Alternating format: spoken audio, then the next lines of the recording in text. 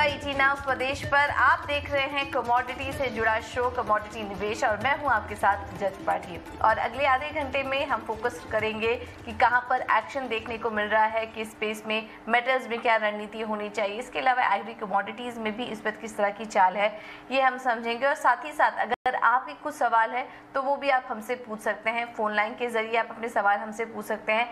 91369340 और 58 ये है व्हाट्सएप का नंबर जिसके जरिए आप अपने सवाल भी पूछ सकते हैं। और इसके अलावा सोशल मीडिया हैंडल पर भी आप अपने सवाल हम तक पहुंचा सकते हैं। फेसबुक, ट्विटर और इंस्टाग्राम के जरिए आप अपने सवाल हम तक भेज सकते हैं। कोशिश रहेगी हमारी ज़्यादा से ज़्यादा सवालों को शामिल करने की यहाँ पर। चलिए, अब इस वक्त हमारे एक्सपर्ट भी शामिल हो चुके हैं। सत्यवान.com से दीपेन शाह इस वक्त हमारे साथ मौजूद है और कोटक सिक्योरिटी से रविंद्र राव भी इस वक्त हमारे साथ जुड़ चुके हैं। आप दोनों का ही बहुत बहुत स्वागत है शो पर। एक एक करके पहले तो कुछ कमोडिटी पर आपका व्यू लेना चाहेंगे जो कि इस वक्त एक्शन में है, उसके बाद सवाल जवाब का सिलसिला भी शुरू करेंगे। दीपेन, पहला सवाल आपसे होगा। कच्चे तेल में क्या व्यू बन रहा है आपका? हमने देखा कि शुरुआती गिरावट के बाद निश्चित स्तरों से हल्की खरीदारी जरूर देखने को मिली, लेकिन अभी भी ओवरऑल ट्रेंड आपको कैसा दिखाई दे रहा है? क्योंकि काफ़ी सारे फैक्टर्स हैं इस वक्त भी जो कि दबाव बनाने का काम करेंगे आने वाले समय में। चीन से मांग घटने की चिंता हो रही है, फेड के सख्त रुख से भी चिंता हो रही है, तो आगे के लिए आउटलुक क्या दिखाई दे रहा है आपको कच्चे तेल पर? देखिए, सबसे पहले तो शो पे बुलाने के लिए आपका धन्यवाद और बहुत दिनों बाद आपसे बात होकर बहुत ही खुशी का आनंद लग रहा है। देखिए, अगर इंटरनेशनल मार्केट की बात करेंगे तो जब से रशिया और यूक्रेन के वॉर की तरफ से जो प्राइसेस में उछाल आया था, वो रशिया के एक स्टेटमेंट से ये वो फीस निकल चुका है कि वो डिस्काउंटेड रेट्स पे भी क्रूड ऑयल सप्लाई करने को तैयार है इंडिया और चाइना को। तो इसका क्लियरली इफेक्ट इंटरनेशनल प्राइसेस पे पड़ा है और जो भी फ्रॉथ बिल्टअप हुआ था वो पूरा ही निकल चुका है। अगर हम देखेंगे तो आज भी 94-95 के आसपास WTI चल रहा है। हमारा मानना ऐसा है कि इंटरमीडिएट एक टॉप बन चुका है और यहाँ से प्राइसेस नीचे 90-88 तरफ की आसपास आ सकते हैं इंटरनेशनल मार्केट्स में, और इंडियन मार्केट्स में हम 6900 से 6800 के प्राइसेस देख सकते हैं। लेकिन मार्केट्स क्योंकि वोलेटाइल रहेंगे तो दर्शक मित्रों से यही सलाह होगी कि वो पुट के जरिए इस गिरावट का लाभ ले सकते हैं और जो भी बाउंस मिलता है 7500 7600 के आसपास, तो वहां पे एक बार अपने पुट बाई करके नीचे की तरफ प्रॉफिट बुक कर सकते हैं। ऑलराइट, तो ये तो व्यू हो गया कच्चे तेल पर। रविंद्र जी, आपसे भी व्यू जानना चाहेंगे। आप किस तरह का ट्रेंड देख रहे हैं आने वाले समय में कच्चे तेल में, क्योंकि हम यहाँ पर भी देख रहे हैं काफ़ी ज़्यादा उतार चढ़ाव देखने को मिल रहा है। क्या कुछ ट्रेड है इस समय सुझाएंगे इस वक्त इन स्तरों पर? Good evening. मेरे हिसाब से क्रूड में जो मेजर फंडामेंटल्स है वो अभी एज ऑफ नाउ बेरिश है, क्योंकि जो रिजर्व्स खोलने का जो डिसीजन लिया है IEA ने, उसके पहले US ने भी कहा था, तो वो एक डैम्पनिंग फैक्टर बन रहा है क्रूड के लिए और उस वजह से हमने क्रूड में एक गिरावट का रुझान देखा है। बट मेरे हिसाब से निचले लेवल्स पे 7140-150 का एक double bottom, short term double bottom है। अगर वो निकल जाता है तो फिर पॉसिबिलिटी है कि 6800-6900 तक प्राइस एक बार आ सकते हैं। लेकिन अगर वो नहीं निकालता है तो फिर एक बाउंस बैक की पॉसिबिलिटी है। ऊपर में फिर से एक बार 7500 से 7600 तक के लेवल्स हमें दिख सकते हैं। तो मुझे लगता है कि या तो सेल ऑन राइज की स्ट्रैटेजी करनी चाहिए, या तो 7500-600 आता है तो वहां पे एक बार शॉर्ट किया जा सकता है। यहाँ पे शॉर्ट करना थोड़ा सा रिस्की होगा क्योंकि सपोर्ट के आसपास है। बट जैसे मैंने बताया कि डबल बॉटम है, कभी कभी डबल बॉटम से you also get a very sharp move, तो थोड़ा सा कॉशियस रहना चाहिए शॉर्ट्स में इन लेवल्स पर। बट यस, ऊपरी लेवल्स पर एक बार शॉर्ट किया जा सकता है। तो मेरे हिसाब से सपोर्ट के पास में है तो 7140 जब तक होल्ड है, आई थिंक क्रूड में एक बार बाउंस बैक के लिए बाइंग किया जा सकता है। बट अगर 7150 के नीचे निकल जाता है तो फिर पोजीशन को रिवर्स करनी चाहिए। तो सपोर्ट्स पे बाइंग पॉसिबल है, ऊपर पे रेजिस्टेंस पे जब भी आता है तो वहां पे एक बार शॉर्ट करके चल सकते हैं। बिल्कुल, तो ओवरऑल जो ट्रेंड आ रहा है वो कॉशियस रहने का ही है, क्योंकि और दबाव देखने को मिल सकता है और आने वाले समय में जो फैक्टर्स भी हैं, रिजर्व से भी यहाँ पर रिलीज़ होने की बात की जा रही है तेल में, इसके अलावा चीन से भी मांग में कमी देखने को मिल रही है। तो ओवरऑल जो माहौल बन रहा है वो यहाँ पर दबाव का ही है, लेकिन इंपॉर्टेंट सपोर्ट के आसपास कारोबार कर रहा है, इस वजह से थोड़ा कॉशियस रहिए। हाँ, अगर कोई राइज आता है तो वहाँ पर एक बिकवाली का ट्रेड आप ले सकते हैं और टारगेट और स्टॉप लॉस भी आपको सुझा दिया गया है। एक बार सोने चांदी पर भी व्यू आपका रविंद्र जानना चाहेंगे। हम देख रहे हैं कि डॉलर और ट्रेजरी यील्ड में मजबूती से सोने की कीमतों पर दबाव देखने को मिल रहा है। एमसीएक्स पर सोना करीब 100 रुपये की कमजोरी के साथ 51,800 रुपये के पास ट्रेड कर रहा है। लेकिन सिल्वर में हम जरूर देख रहे हैं कि शुरुआती दबाव के साथ एक खरीदारी यहाँ पर लौटते हुए जरूर दिखाई दे रही है। तो ओवरऑल क्या व्यू बन रहा है आपका सोने चांदी पर? कल पूजा, मेरे हिसाब से एक रेंज बाउंड मूव है। अगर हम गोल्ड का मूव देखें पिछले कुछ दिनों से, तो इंटरनेशनल प्राइसेस को अगर देखें तो अराउंड 1880 1900 का एक लोअर बाउंड बन चुका है और अपसाइड 1940 1950 के ऊपर नहीं जा रहा है प्राइसेस। जैसे आपने डॉलर इंडेक्स और बॉन्ड डील्स की बात की, जो एफओएमसी मिनट्स रिलीज हुई थी इस वीक में, तो again that was not very surprising, क्योंकि जो एक्सपेक्टेड था वही निकल के आया है। एक्सपेक्टेड ये है कि शायद मई में थोड़ा सा एग्रेसिव रेट हाइक कर सकते हैं, मे बी 50 बेसिस पॉइंट्स। तो उस वजह से गोल्ड में एक, आई वुड से, एक ठहराव आ चुका है। और अगर अगर अगर पॉजिटिव फैक्टर्स देखें तो जियोपॉलिटिकल रिस्क अभी भी बैकग्राउंड में है रशिया यूक्रेन को लेके। हालांकि अभी मेजर को एस्केलेशन नहीं है, but still there are worries.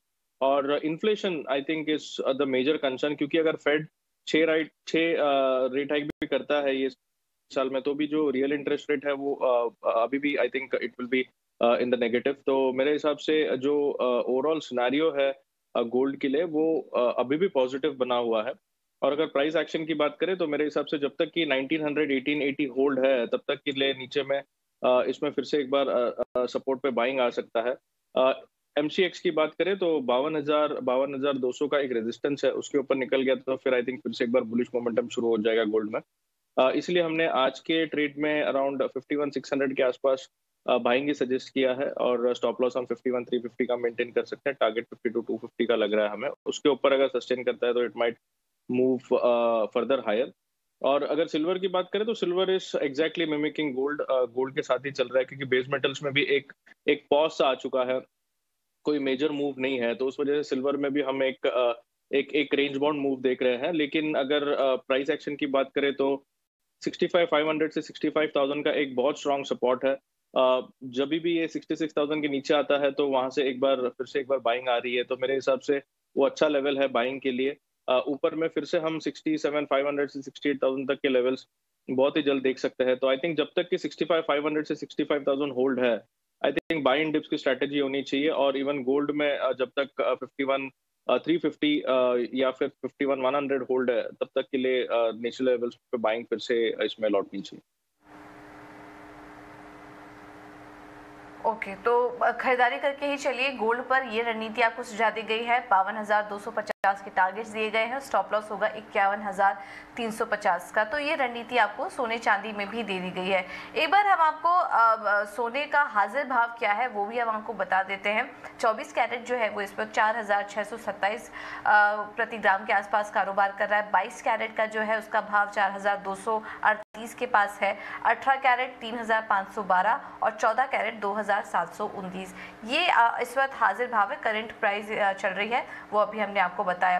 लेकिन सोने चांदी में काफ़ी सारे दर्शकों के हमें सवाल भी मिल रहे हैं और इस वक्त व्हाट्सएप के जरिए हमें कुछ सवाल आए हैं। इंदौर से संदीप जी का सवाल है, 2 लॉट सोने का है और 52,450 पर इन्होंने यहाँ पर खरीदारी की हुई है सोने में। दीपेन जी, आप सजेस्ट करिए क्या करना चाहिए। इनका जो ट्रेड है 2 लॉट लिया हुआ है इन्होंने 52,450 के लेवल्स पर, क्या सजेस्ट करेंगे इन्हें?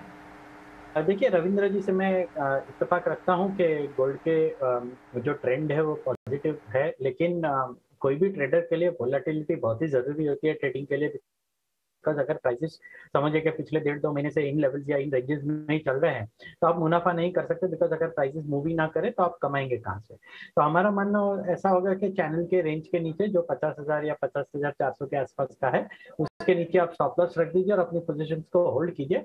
अगर कोई ब्रेकआउट आता है और वहां से मोमेंटम बिल्डअप होता है तो अपने आपके प्राइसेस आ सकते हैं और मुनाफा भी हो सकता है। बट स्ट्रिक्ट स्टॉप लॉस को रखें और अपनी पोजीशंस को होल्ड करें। और अगली बार ट्राई कीजिए कि आइडेंटिफाई करें कि जो ट्रेंडिंग कमोडिटीज है उसमें ट्रेड करने की कोशिश करें, वो ज्यादा बेटर रिटर्न आपको देने की क्षमता रखती है। ओके, तो बाइंग किए थोड़ा हाई लेवल है, स्टॉप लॉस का जहाँ पर ज़रूर ध्यान रखिए। और क्या ट्रेड ऑफ पूरी तरीके से एक एनालिसिस भी आपको करवा दिया गया है कि सोने में आगे के लिए क्या व्यू दिखाई दे रहा है, क्योंकि हम देख रहे हैं कि आगे मांग बढ़ने की भी उम्मीद जताई जा रही है। फेड में हम आपको बता दें, फेड मई में करीब 0.5% ब्याज दरें बढ़ा सकता है। यूएस का 10 ईयर का जो बॉन्ड यील्ड है वो 2.66% के ऊपर इस वक्त कर रहा है। तो ये सब ट्रिगर्स है आने वाले समय में बुलियन मार्केट के लिए, और सोने में भी क्या ट्रेड करना है ये भी हमने आपको बता दिया। चलिए कुछ और सवाल भी इस वक्त आ रहे हैं हमें, वो भी एक एक करके शामिल कर लेते हैं। लुधियाना से देवेंद्र जी ने हमें सवाल भेजा है, और रविंद्र आप सजेस्ट करिए इनको। इनके पास क्रूड के 2 लॉट हैं, 6,670 पर शॉर्ट किया हुआ है इन्होंने, इन्हें क्या राय देंगे आप? वेल आई थिंक उनके प्राइस के पास में है क्रूड। तो जैसे मैंने बताया कि 7,140 अगर ब्रीच करता है और उसके नीचे सस्टेन करता है तो शायद इनके प्राइस के पास में क्रूड आ सकता है, दैट इज 6,800 के पास में। लेकिन सपोर्ट पे है तो इनको स्टॉप लॉस जरूर मेंटेन करना पड़ेगा, क्योंकि बहुत ही वोलेटाइल है क्रूड अभी, और कोई भी एस्केलेशन रशिया यूक्रेन से आता है तो विद इन नो टाइम इसमें बहुत शार्प मूव आ सकता है। तो मेरे हिसाब से 7,600 7,700 का एक रेजिस्टेंस बना हुआ है इसमें अभी, तो उसका स्टॉप लॉस मेंटेन करके चलिए, क्योंकि अगर उसके ऊपर निकल जाता है तो फिर it might even go to 8,300 8,400। तो मेरे हिसाब से 7,600 से 7,700 के आसपास स्टॉप लॉस मेंटेन करना चाहिए। और अगर ये 7,140 ब्रीच करता है तो मेरे ख्याल से इनका प्राइस इनको मिल सकता है, या फिर उसके नीचे भी जा सकता है, तो एक बार एग्जिट कर लीजिए इसमें। ओके ठीक है, तो ये राय आपको क्रूड में दे दी गई और रणनीति भी आपको सुझा दी गई है। चलिए इस बीच दिल्ली से भी हमें एक दर्शक ने सवाल भेजा है, कृष्ण ने, और ये जानना चाह रहे हैं मेटल स्पेस में, कॉपर में इनका सवाल है कि कॉपर में इस पर क्या करना चाहिए। तो इस वक्त हम देखें मेटल स्पेस में जिस तरह का मोमेंटम चल रहा है, ज़्यादातर मेटल्स में तेज़ी है, कॉपर भी 820 रुपये के ऊपर कारोबार कर रहा है। अब दीपेन आपसे राय लेना चाहेंगे, मेटल स्पेस पे क्या व्यू बन रहा है आपका, और इनका जो सवाल है कॉपर पर, इन्हें क्या सजेस्ट करेंगे आप? देखिए क्रिस सर को मेरा सलाह यही रहेगा कि एक फिक्स स्टॉप लॉस रखिए, बिकॉज कॉपर भी अगेन गोल्ड के जैसा काफी समय से रेंज में ही रहा है और कोई क्लियर डायरेक्शन नहीं है। डिस्पाइट द फैक्ट सभी बेस मेटल्स में तेजी आई है, कॉपर 840 के लेवल्स को क्रॉस नहीं कर पाया है। अगर इन माहौल में कॉपर 840 क्रॉस नहीं करता है तो आपको ये समझ जाना चाहिए कि अभी तेजी आने के लिए थोड़ा और समय लगेगा। तो हमारा मानना ऐसा है कि 830 840 स्ट्रिक्ट रेजिस्टेंस है, उसके नीचे कॉपर 790 के प्राइसेस के आसपास फिर से अगले 1-1.5 महीने में आ सकते हैं, लेकिन स्ट्रिक्ट स्टॉप लॉस से के साथ अपनी पोजीशन को होल्ड कर सकते हैं और 790 के आसपास अपने प्रॉफिट बुक कर सकते हैं। बट अभी कोई क्लियर ट्रेंड नहीं है, रेंज में ही कॉपर के प्राइसेस एक्सपेक्टेड है मूव करने के लिए। ओके तो ये रहा है कॉपर में। रविंद्र आप भी कॉपर पे कोई ट्रेड सुझाएंगे? ओवरऑल मेटल स्पेस में आपका क्या व्यू बन रहा है, और कॉपर में जो तेजी आ रही है उस पर आपका क्या व्यू बन रहा है, क्या खरीदारी की राय देंगे यहाँ पर? जी, अगर बेस मेटल्स में स्पेशली कॉपर की बात करें तो कॉपर एक आई वुड से कि एक बहुत ही स्टिफ रेंज में ट्रेड कर रहा है। नीचे में हम देख रहे हैं कि 811 812 से एक बाउंस बैक आता है, 825 826 से फिर से सेलिंग आती है इसमें, क्योंकि कोई मेजर ट्रिगर नहीं है चाइना के साइड से जो इकोनॉमी पे प्रेशर है, आई थिंक उसके वजह से थोड़ा बहुत इसमें करेक्टिव मूव आ रहा है। लेकिन अगेन चाइना ने अपना एकोमोडेटिव पॉलिसी कंटिन्यू रखा है, तो उस वजह से थोड़ा सपोर्ट मिल रहा है। तो मेरे हिसाब से मिक्स्ड फंडामेंटल्स है, और उसके चलते कॉपर में एक रेंज बाउंड मूव हम देख रहे हैं। तो मेरे हिसाब से अभी भी पॉसिबिलिटी है कि एक बार 825-26 तक आए ऊपर में, इनफैक्ट एक्सटेंड हो सकता है 829 तक भी। तो इसीलिए हमने 817 के आसपास एक बाइंग सजेस्ट की है। 810 से 809 का एक सपोर्ट है, तो उसका स्टॉप लॉस मेंटेन करके चल सकते हैं। लेकिन कोई major move as of now नहीं लग रहा है, एक रेंज बाउंड मूव ही है। और जिंक में थोड़ा सा पॉजिटिवनेस कंटिन्यू रह सकता है, हालांकि थोड़ा सा वोलेटाइल हो सकता है जिंक भी, क्योंकि एनर्जी क्राइसिस को लेके अभी भी चिंता बनी हुई है। और एलएमई पे इन्वेंट्रीज भी देखे तो काफी घट रही है एलएमई इन्वेंट्रीज। तो मेरे हिसाब से जिंक में भी एक पॉजिटिव मूव आ सकता है। 360-365 तक के लेवल्स पॉसिबल है, और इसमें जो सपोर्ट है वो अराउंड 345 का है, उसके नीचे जाता है तो थोड़ा सा वीकनेस आ सकता है। Otherwise I think by and dips की स्ट्रेटेजी होना चाहिए जिंक। बिल्कुल, तो जो रेंज बाउंड है कॉपर में वो बना रह सकता है। अभी देखिए 0.5% की मजबूती दिखा भी रहा है, और कॉपर में भी आपको सजेस्ट कर दिया गया है। जिंक में भी 1.5% से ज़्यादा की मजबूती आज देखने को मिल रही है, तो वहाँ पर भी एक बाइंग ट्रेड आपको सुझा दिया गया है। चलिए इस बीच कुछ और भी दर्शक के सवाल हम शामिल कर लेते हैं, और कुछ और सवाल हमें चांदी पे काफ़ी सारे दर्शकों के सवाल मिल रहे हैं, एक एक करके उनको भी ले लेते हैं। नरेश कुमार जी ने चांदी पर सवाल भेजा है, इनके पास 30 किलो है, 68,820 पर खरीदा है, क्या करें। चांदी पर एक और सवाल ले लेते हैं क्योंकि इसी से मिलता जुलता सवाल है। गुरुग्राम से देबा प्रसाद जी ने हमें सवाल भेजा है, इनके पास भी चांदी है 70,400 पर, इन्होंने ये लिया हुआ है। दीपेन, आपसे समझना चाहेंगे सिल्वर पर आपका व्यू, और इनको भी दोनों दर्शकों को जो सवाल आए हैं लेवल्स काफ़ी अलग अलग हैं, एक ने 68,820 पे लिया, एक ने 70,400 पर लिया है, क्या सजेस्ट करेंगे दोनों को ही? देखिए, दोनों ने स्टॉप लॉस नहीं रखे हैं और अभी प्राइसेस 66,900 के आसपास है, तो मैं ये समझ के चल रहा हूँ कि इन्वेस्टर्स हैं, और अगर ट्रेडर्स हैं तो इन्होंने 65,000 का स्टिक स्टॉप लॉस रखना चाहिए, बिकॉज उसके वहाँ नीचे प्राइस गए नहीं है। तो एज लॉन्ग एज 65,000 के प्राइस इंटैक्ट है इंडियन मार्केट्स में, तब तक आप ये समझ के चल सकते हैं कि सिल्वर में एक बाउंस बैक आ सकता है और प्राइसेस फिर से 69.5 या 70,000 के आसपास जा सकते हैं। लेकिन अगर ये ट्रेडर है तो इन्होंने 65 का स्टॉप लॉस रखना चाहिए, और अगली बार प्लीज आप स्टॉप लॉसेस रख के ही ट्रेड करें, वो ज्यादा बेटर रणनीति होगी। और अगर इन्वेस्टर है तो इनको कोई घबराने की जरूरत नहीं है, अपनी सिल्वर की पोजीशन को होल्ड करके रख सकते हैं, अगला 1 साल सिल्वर के लिए काफी अच्छा साबित हो सकता है। ओके, ठीक है, तो ये राय चांदी पर आप दोनों ही दर्शकों को दे दी गई है। इस बीच कुछ एग्री कमोडिटीज़ पर भी सवाल आ रहे हैं, कॉटन पर भी कुछ सवाल हमें देखने को मिल रहे हैं। कॉटन कीमतों में हम देख भी रहे हैं, यहाँ पर दबाव देखने को मिल रहा है, करीब 0.5% से ज़्यादा की कमज़ोरी के साथ। MCX पर भी अगर हम देखें तो कॉटन इस पर करीब 43,300 के आसपास कारोबार कर रहा है। तो कॉटन केक में भी इस वक्त हम देख रहे हैं तो 1.25% की यहाँ पर गिरावट देखने को मिल रही है। इस बीच एक दर्शक का भी सवाल आया है हिसार से, पवन जी का। रविंद्र, आप सजेस्ट कर सकते हैं इनको कॉटन केक पर, आज से तो कमजोरी दिख रही है, लेकिन ये 1 महीने का टारगेट जानना चाह रहे हैं कॉटन केक के लिए, आपका क्या व्यू बन रहा है और आगे के लिए ट्रेड कैसे देख रहे हैं आप कॉटन केक पर?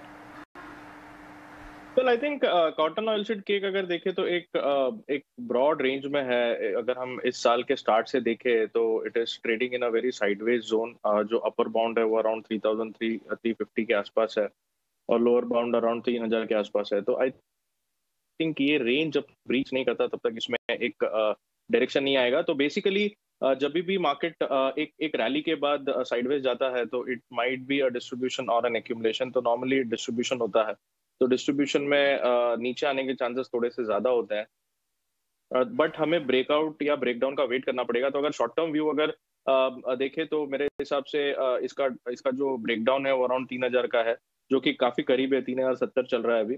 तो अगर वो निकल जाता है तो फिर मेरे हिसाब से इसमें और एक डाउन साइड आ सकता है टुवर्ड्स 2,800। अदरवाइज मेरे हिसाब से 3,350 और 3,000 का लेवल इसमें बना रहेगा, और ये रेंज बाउंड मूव भी कंटिन्यू रहेगा जब तक कि ये रेंज ब्रीच नहीं करता। ठीक है, तो ये 1 महीने का व्यू आपको कॉटन केक पर दे दिया है। आज हल्की कमजोरी के साथ यहाँ पर कारोबार होता हुआ भी दिखाई दे रहा है। एक और दर्शक का सवाल हमें इस बीच आया है नासिक से किशन जी का, और इनके पास जीरा है 22,300 पर, इन्होंने यहाँ पर खरीदारी की हुई है। और इस वक्त अगर हम जीरा फायदा को देखेंगे तो ये भी 22,500 रुपये के आसपास करीब कारोबार कर रहा है। और मसालों में हम देख रहे हैं मुनाफा वसूली भी हावी है, काफ़ी अच्छी तेज़ी यहाँ पर देखने को मिली थी, लेकिन आज हल्की मुनाफा वसूली यहाँ पर देखने को मिल रही है। दीपेन, आप सुझाइए जीरा में किस तरह का ट्रेड देख रहे हैं आप? जो दर्शक का सवाल है वो फिर से एक बार रिपीट कर देते हैं। जीरा इन्होंने 22,300 पर खरीदा हुआ है, तो क्या व्यू शेयर करेंगे, नहीं क्या ट्रेड देख रहे हैं आप जीरे में इस वक्त? मार्केट की बात करेंगे तो डेफिनेटली पॉजिटिव ट्रेंड है।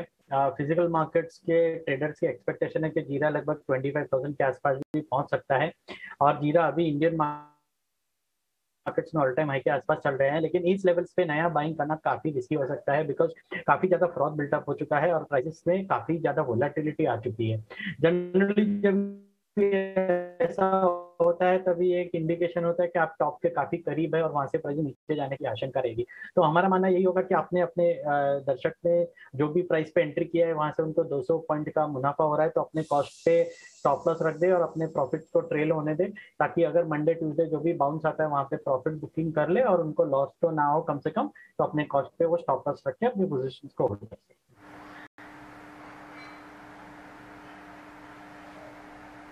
ओके और ये तो राय हो गई जीरा पे, लेकिन एक बार जो करंट जो हालात हैं इस वक्त मसालों में वो आज हम आपको बता देते हैं। NCDX पर धनिया वायदा 12,500 के पास कारोबार कर रहा है, वहाँ पर कमजोरी देखने को मिल रही है इस वक्त करीब 2.75% की, और हल्दी वायदा करीब 9,550 के आसपास कारोबार कर रहा है। कुछ सवाल हमें ग्वार पर भी आ रहे हैं और हम वहाँ पर भी देख रहे हैं कि आज कुछ मुनाफा वसूली देखने को मिल रही है। ग्वारगम वायदा 12,700 के पास है, ग्वार सीड वायदा 6,500 के नीचे है, और दोनों में ही लगभग 8 से 1.5% की आज कमजोरी भी हम देख सकते हैं। जो दर्शक का सवाल आया है वो भी ले लेते हैं। यहाँ पर पश्चिम बंगाल से सुब्रत सिन्हा ने का सवाल है और इन्होंने ग्वार सीड 6,545 पर खरीदारी की हुई है। यहाँ पर रविंद्र जी क्या सजेस्ट करेंगे इनको? ग्वार सीड पर आपका क्या व्यू बन रहा है? जिस तरह से हम थोड़ी मुनाफा वसूली आज देख रहे हैं 6,500 के नीचे, इन्हें क्या सुझाव देंगे आप? गुआर शीट में काफी टाइम के बाद एक ब्रेकआउट आया अबाउ 6,500, लेकिन सस्टेन नहीं किया है प्राइसेस और अभी फिर से एक बार 6,500 के आसपास चल रहा है। तो मेरे हिसाब से अगर ये फिर से 6,300 के नीचे फिसल जाता है तो I think it might turn out to be a false breakout और प्राइसेस फिर से एक बार नीचे 6,200 6,100 तक आ सकते हैं। आई थिंक उसका स्टॉप लॉस रख के एक बार होल्ड कर सकते हैं 6,300 या 6,250 का।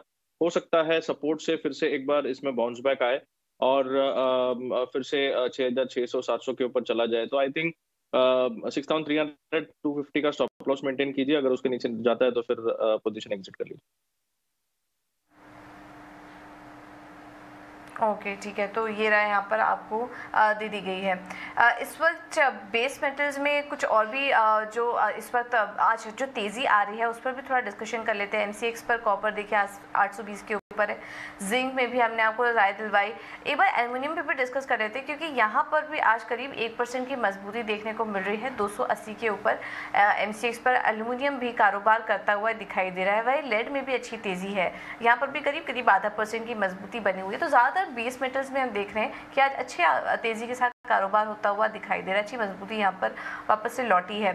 दीपेन आपका क्या व्यू बन रहा है मेटल पर, ये भी जानना चाहेंगे। जो तेज़ी आई है यहाँ पर इस वक्त किस तरह का ट्रेड लेना चाहिए? कॉपर और जिंक हम डिस्कस कर चुके हैं, एल्युमिनियम पर अपना व्यू बताइए। बात करेंगे तो अगेन थोड़ी निम्बल फुटेड रहने की जरूरत है। जितनी पोजीशन हल्की रखे वो ज्यादा बेटर होगा, बिकॉज वीकेंड है, मंडे को नया व्यू ले सकते हैं। लेकिन अगर आप लेवल्स की बात करेंगे तो हमने देखा है कि 285 284 के आसपास जब भी प्राइसेस आते हैं तो वहां से प्रॉफिट बुकिंग आती है और प्राइसेस 270 272 के आसपास ग्रेविटेट कर सकते हैं। तो हमारा मानना ऐसा है कि अगर आप ट्रेडर हैं और आप शॉर्ट सेलिंग में एक्सपर्टीज रखते हैं तो 280 200 281 के आसपास आप एक बार शॉर्ट सेलिंग की रिकमेंडेशन को अडॉप्ट कर सकते हैं और नीचे में आप 270 के आसपास की टारगेट्स के लिए शॉर्ट सेल कर सकते हैं और ऊपर में 280 2.5 283 के स्टॉप लॉस के साथ।